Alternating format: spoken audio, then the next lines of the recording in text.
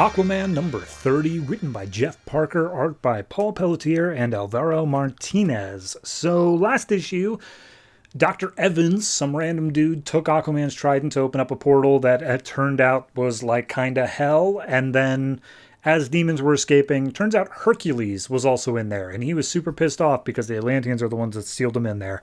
So, we pick up at Triton base, where maybe like 2 issues ago, last issue, somewhere in there, a dude just got like messed up and he's in the surgical bay trying to have his life saved. And we see that the Dr. Orson down there is using some questionable techniques where he's using like parts of a kraken's brain in order to bring this guy back. And he's just like, screw the will of God. I'm going to do my own thing.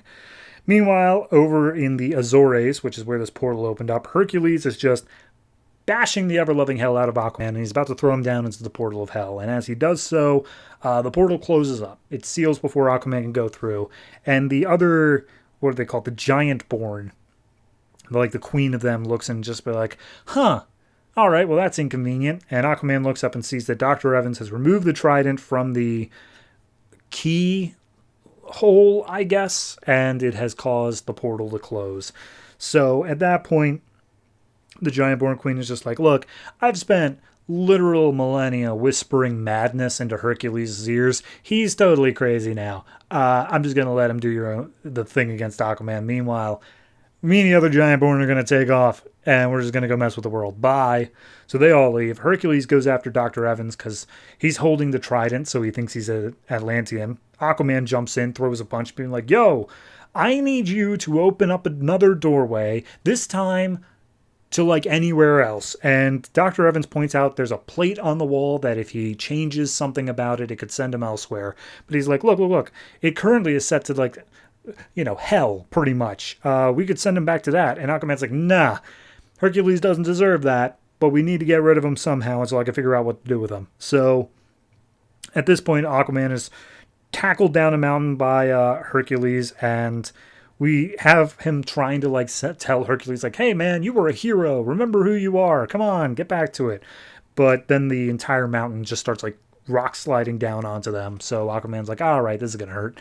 Meanwhile, we cut down to Atlantis where Mera is taking the responsibilities of the throne, and she's examining this fault line that has come up, and she's just like, all right, well, it goes pretty far. This is a problem. Might have to deal with that. When all of a sudden the dude driving her, like, I mean, it's a beluga whale / porpoise or something, but he gets shot, and turns out it's a bunch of other Atlanteans there, and they're all here for an assassination attempt. They're like, Mera, you are a Zebelian. You are not Atlantean. You are not the rightful heir of the throne.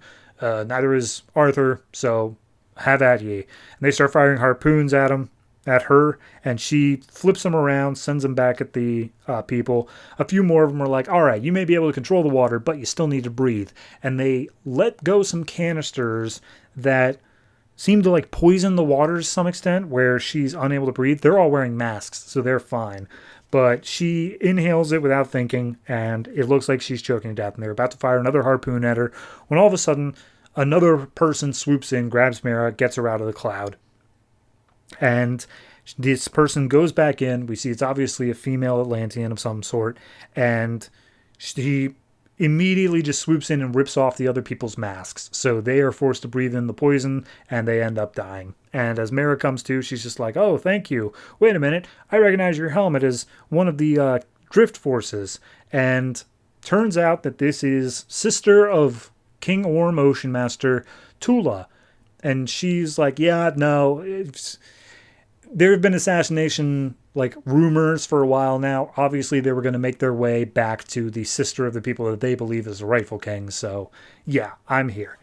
So then we go back up to the mountain where Aquaman is. Hercules pulls his way out, and he's looking around. He is like totally brain dead. He's just looking up to the skies like, Father, why, Zeus?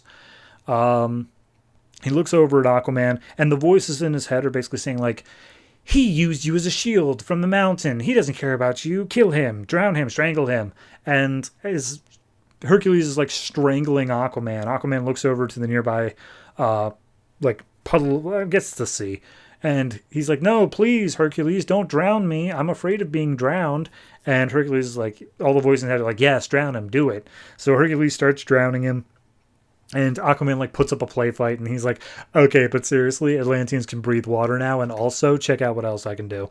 And he punches Hercules deep out into the sea. And as Hercules starts like coming down into the water, Aquaman keeps on swimming around super fast, throwing punches. Hercules can't do pretty much anything about it. The voices in the head are just like, oh god, it must be like an agent of Poseidon or something. We got to get out of this water. And as he tries to swim up, Aquaman summons a giant squid to drag Hercules down even further. He throws a few more punches, and he's like, all right, I don't think that a demigod can drown, but I'm not going to like risk it or anything like that. So we see him grab Hercules, bring him back up to the shore. Dr. Evans has rechanged the destination of the portal, and he's like, look, I'm like 100% sure that it says labyrinth, so let's try that. So they put back in the trident. It opens up a portal to a labyrinth, and Hercules is like, no, don't, please. And Aquaman's like, sorry, man, got to do it right now. And he throws down Hercules in there, and he's like, look, I'm going to help him. I'm going to find a way to make that work, but like, I just needed him out for a while. So they close up the portal again. Aquaman does a FaceTime call over to Mera in like the royal chambers or whatever. And she's like, hey, did you deal with your missing item thing? Not wanting to reveal it to the council behind her. And he's like, yeah, no, we got that all settled. No big deal. And the council's just like, okay. She's about to tell him about the assassination attempt. He's going to get super pissed, and we're all going to be put in the hospital and then fired because the council should be able to deal with that, and we didn't. So Mare's just like, all right, by the way, algae bloom thing happened. That's probably a superhero. You should check in with Swamp Thing. And he's just like, right, will do. So Mera turns around, hangs up the phone, and is just like, all right, look, I didn't tell my husband about the security thing of his assassination, so how about my security council's actually, helping me out now? Let's deal with that. And we see Tula steps up behind, just like, yeah, sounds like a plan.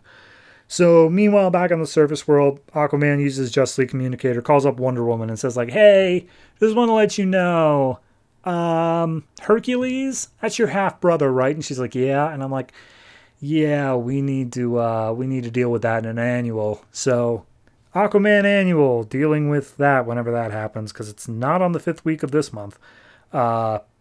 Meanwhile, Swamp Thing's going to be the next thing we deal with over in there. So yeah, overall, that's all going on.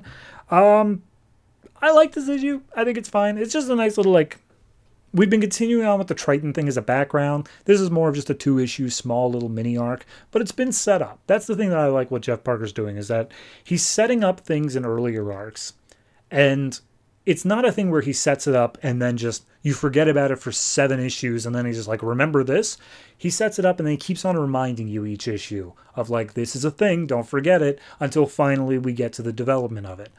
I like that storytelling development. It's doing a good job there. I'm still not sure what the larger point of the run is yet. I'm not sure where we're going with it in terms of like themes, but as it stands now, it's just a fun time, and I'm liking the development of Mera here in the royal role. So yeah, I'm gonna give this one I'll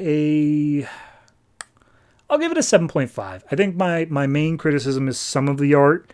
I can't tell you exactly who, because there are 2 artists here, but some of the art's just a little bit shaky for me, but everything else is pretty all right.